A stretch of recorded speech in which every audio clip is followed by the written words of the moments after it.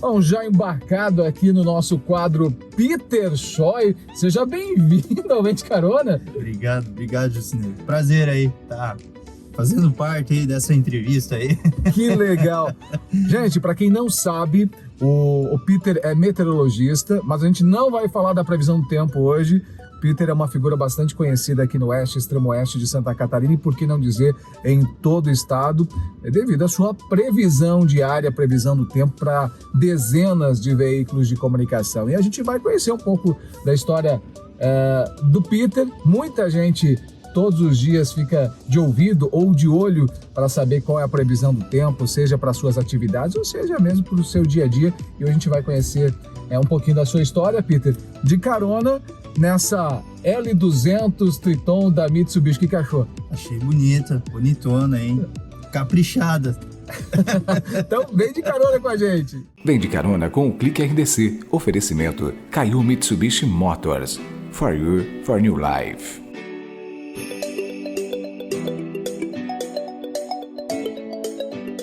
Bom, Peter, então já de carona aqui, fale um pouquinho de você. Você é aqui de Chapecó mesmo, não? Então, Jucinei, eu morei minha vida inteira aqui em Chapecó. Nasci em Xaxim, sou natural de Xaxim, mas com 9 meses já vim morar para Chapecó, morei minha vida toda aqui. E quando eu tinha aproximadamente aí uns 17, 18 anos, quando eu me formei no ensino médio, eu fui para Florianópolis. Aí eu fiz o técnico em meteorologia e aí depois que daí eu fui para a graduação de meteorologia. Mas eu sou daqui mesmo. É da região, é chapecoense. Sim, porque eu sempre morei aqui, né? Sempre. Boa parte da tua vida, da minha vida foi aqui mesmo. E como é que nasceu o desejo de ser meteorologista? Geralmente a gente pergunta para as pessoas que escolhem uma profissão para sua vida se já tinha esse carinho desde criança. Contigo foi assim ou não? Sim. Foi de uma forma bem orgânica mesmo, porque eu sempre gostava de tempestade, temporal. Em 98 teve aquele El Niño muito forte, então teve muita tempestade aqui no oeste do estado. Então essa questão aí de tempestade sempre te chamou a atenção? Me chamou a atenção, mexia muito comigo, sabe? E também essa questão assim de geada, vento. Em 94 eu lembro que teve um episódio de neve aqui em Chapecó, eu também fiquei bem maluco por isso, sabe? Então, desde criança, quando eu tinha aproximadamente aí 5, 6 anos, eu já começava a brincar de previsão do tempo, assim, sabe? Teve alguma influência de familiar, algum amigo que seja dessa área também ou não? Não teve ninguém. Foi exclusividade sua. E ainda assim, aqui em Chapecó, eu sempre buscava, desde criança, ou ir na EPAGRE, ou ir no aeroporto, aonde tinha alguma coisa relacionada com medição de temperatura, umidade, pressão, vento, eu tava lá, sabe, incomodando. Que bacana, ou seja, isso já vinha, já corria na veia esse desejo pela meteorologia. Exatamente. O que foi, como foi isso? Teve alguma dificuldade para alcançar, digamos assim, esse objetivo? Como é que foi isso? Então, em 2004, teve o furacão Catarina. E era aquela época que o computador ainda estava se espalhando aqui, sabe? Sim. Então eu ia muito na Lan House, aquela época não tinha nem computador em casa, nada, claro. Sabe? E aí eu comecei a criar um blog de meteorologia, comecei a fazer descrição de imagens de satélite, comecei a me empenhar bem nessa questão. E depois que eu descobri essa parte de física, matemática no ensino médio, eu comecei a gostar muito, mas muito, me interessei muito por essa parte aí de estudar as equações da atmosfera. Só que, logicamente, que a equação da atmosfera que eu vi, assim, era mecânica newtoniana. Eu lembro que teve uma vez que eu já fazia observação meteorológica, assim, desde a minha adolescência, já tinha todos os equipamentos. E eu lembro que uma vez eu peguei as equações do movimento e apliquei assim, né? Peguei uma frente fria que estava lá no Uruguai, calculei a distância dela, o tempo que ia chegar aqui, 9 horas e 30 minutos da noite. Quando eu vi que a noite estava relampeando, eu fiquei louco. Acertou a previsão. Foi a primeira previsão assertiva. Não, daí eu já, assim, eu vi que era isso mesmo, só tinha que procurar um local para mim estudar. Claro. Porque no começo, quando eu tinha 16, 17 anos, eu já estava até fazendo previsão para rádio. Olha só. Só que eu fui advertido. Porque você não tinha a formação, não tinha. E daí eu já fui advertido, né? Levei uma baita de uma chacoalhada, né? E aí eu, não, tem que ir atrás do estudo. Aí que eu fui atrás. Foi estudar. Né?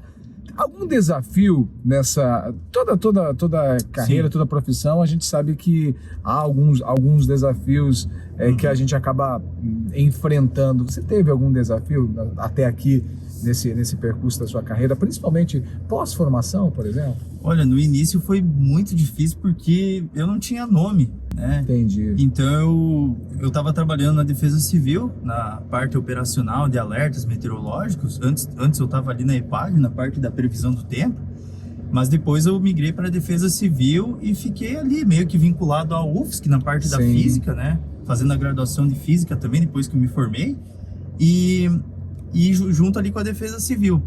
Aí eu comecei, assim, depois de aproximadamente uns 15 dias ali da minha formatura, pintou uma rádio, veio uma rádio assim atrás de mim. Uhum. Quanto que você cobra para fazer previsão do tempo aqui para nós e tal? Uma rádio lá de Orleans, a Cultura. Uhum. Eu me peguei essa rádio, daí depois peguei outra, fui indo. Quando eu vi que já tava com 10 rádios. Olha. E aí eu já, esse caminho, que era o que eu queria fazer, né? Sim. Sempre quis trabalhar com previsão do tempo. E em mídia, né? Sim, sim. E aí quando eu vi que eu tava ali com umas 30 rádios aproximadamente, eu abri minha empresa. Quantas rádios hoje? Hoje eu já tô com 5, dá umas 57, 58 rádios. Mas hoje se dá a previsão do tempo diariamente, basicamente, nessas mais de 50 rádios, mas também tem canais de televisão e outros veículos, né? Sim.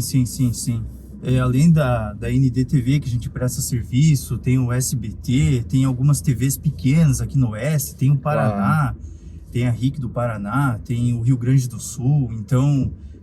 E portais de notícia, mais de 30 agricultores, é uma loucura, assim, sabe? Um dia muito tenso. Sim. Olha só, você falava que lá em 2004 o computador ainda não era para todo mundo, ia para lan house. Uhum. E como é que está sendo essa evolução tecnológica? Tem ajudado bastante na assertividade da previsão? Tem ajudado bastante. Se não fosse a computação, com certeza ia ser muito mais complicado para estar fazendo os boletins. Porque antigamente toda essa parte aí da sinótica, da dinâmica da atmosfera, ela é feita à mão. Então, por exemplo, para mim estar descrevendo uma carta sinótica, eu tinha que fazer ela toda à mão, isobra por isobra, pegar ponto de pressão por pressão. A gente aprende isso na graduação. Claro. Mas é mais trabalhoso. Muito mais trabalhoso. Até para você identificar uma tempestade, para você A chance também de errar num cálculo é muito maior do que hoje com os programas de computador. Enfim. Sim, com certeza. Então o meteorologista ele aprende toda essa parte aí de física, matemática, dinâmica, computação.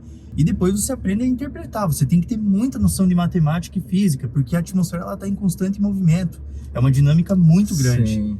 Então, tu tem que ter essa noção. O meteorologista, ele é um matemático. Ele é um físico. Então, ele tem que... É basicamente números, cálculos, né? Sim. Tudo. A previsão do tempo são cálculos. Graduação inteira. 5 anos de física e matemática pura. Quando entrei na graduação... Era junto com a turma... que o departamento de física é junto com a meteorologia, né? Então, tu entra assim, tem uma turma ali de 100 alunos ali, teus amigos são todos os caras da matemática, da física, tudo certo, e o cara até se assusta, né? Porque muita gente acha que a meteorologia é a geografia, mas não tem nada a ver, é só física e matemática. É física e matemática. Bom, esse seu trabalho, principalmente com os veículos de comunicação, te dão uma certa exposição e, como a gente falou lá no início, hoje você é uma figura bastante conhecida regionalmente e em todo o estado também, inclusive em alguns estados nos quais você atua, exemplo do Paraná. Sim. A curiosidade, como é que é o seu dia a dia? Você chega no local assim, as pessoas te reconhecem e aí... Já vem te pedir previsão do tempo? É bem nessa pegada mesmo. Ou às vezes fica olhando, né? Às vezes fica assim, será que é ele? ou às vezes tu tá, sei lá, esses dias atrás, cara, foi muito bacana. E esse tipo de como é que você lida com isso? Não, daí eu converso numa boa ali e tal. Falo como é que... Muitas vezes a pessoa fica, mas como que tu faz a previsão do tempo e tal? Como é que tu faz pra acertar? A gente troca uma ideia ali e tal. Super, super orgânico, assim, bem bacana.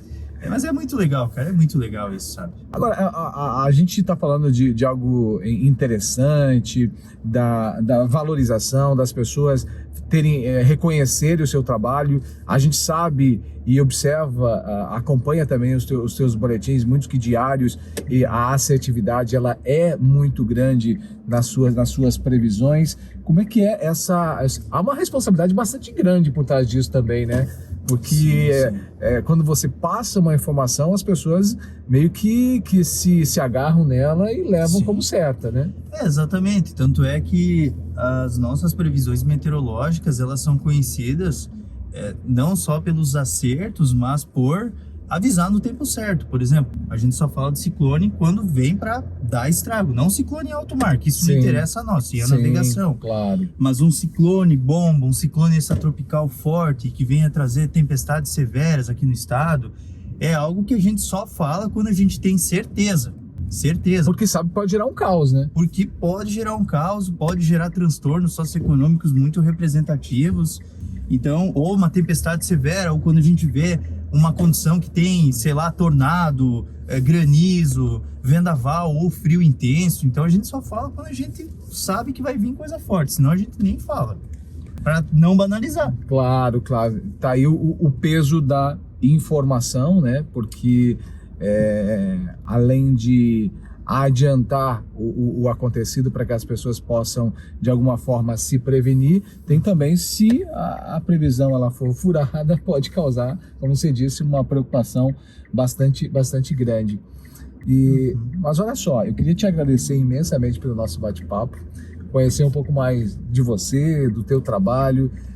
Você é uma pessoa que a gente conhece já há algum tempo e sabe da sua simplicidade, como você lida com esse reconhecimento, e acho que foi interessante para que muitas pessoas saibam quem que é o Peter de todos os dias, que passa a previsão e que ajuda as pessoas também, principalmente aquelas que dependem, né, da previsão do tempo no seu dia a dia para a sua atividade.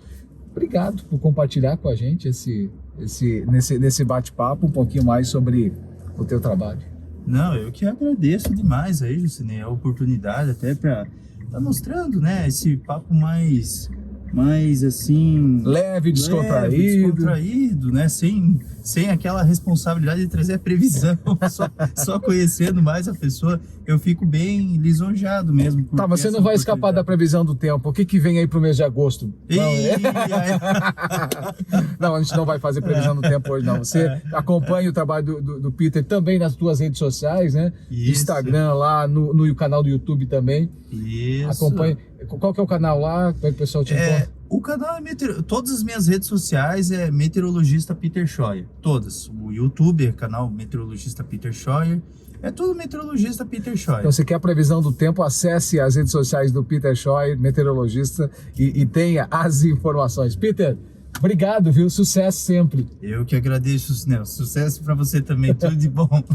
Obrigado, gente. Toda semana, encontro marcado com o nosso quadro Vem de Carona, trazendo uma personalidade diferente para a gente conhecer a história ou para compartilhar com você momentos, situações e, quem sabe, aprendizados. Obrigado pela companhia. Lembrando, toda semana, nas quintas-feiras, às 20 horas, aqui no Clique RDC e no Grupo Condado de Comunicação, o nosso quadro Vem de Carona, na parceria com a Mitsubishi Motors, aqui de Chapecó. No mundo de hoje, é impossível você não ficar conectado. Doido para ganhar likes,